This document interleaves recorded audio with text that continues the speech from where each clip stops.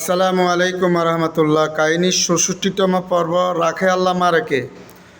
সত্য কোনোদিন গোপন থাকে না। বিস্তারিত জানার জন্য প্রথম পর্ব থেকে ৬৩তম পর্ব দেখার জন্য বিশেষভাবে অনুরোধ করা হলো। প্রশ্ন উত্তর পর্ব, প্রশ্ন ৩৫ জানতে চাই যে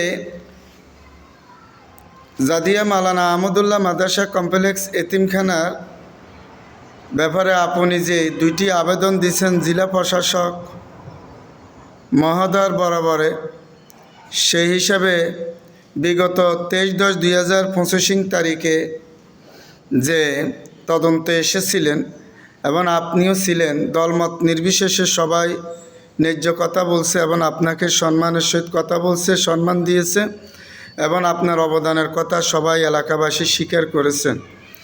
এখন প্রতিষ্ঠানটা বিলুপ্ত না করলে কেমন হয়? ধন্যবাদ।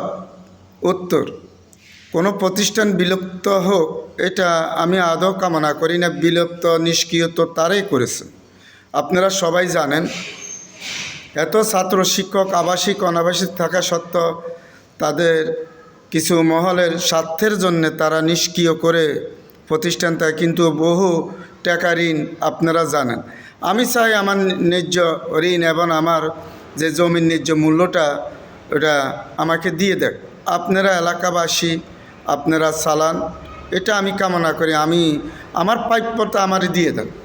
প্রাতিষ্ঠানিক ঋণ, অনুমোদিত ঋণ, সমাজসেবা এবং কমিটির অনুমোদিত ঋণ, ব্যয়বহুল ঋণ এবং আমার জমির ন্যায্য মূল্য আপনারা দেন। আমি ক্ষতিপূরণ চাই না। আমার যে মামলা হামলা দিয়ে লাঞ্ছিত করছেন এগুলি আমি চাই না। আমি চাইতেছি ন্যায্য যেটা আমার যে তারপরে দিয়ে প্রাপ্যতা দিয়ে দেওয়া হোক, আমি সেটাই চাই।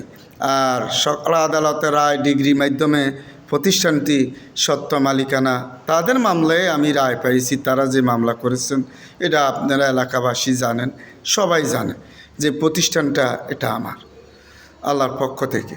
যাই হোক, পরবর্তী পর্ব দেখার জন্য বিশেষভাবে অনুরোধ করা হলো। আসসালামু আলাইকুম রহমতুল্লাহ বারাকাতুহু।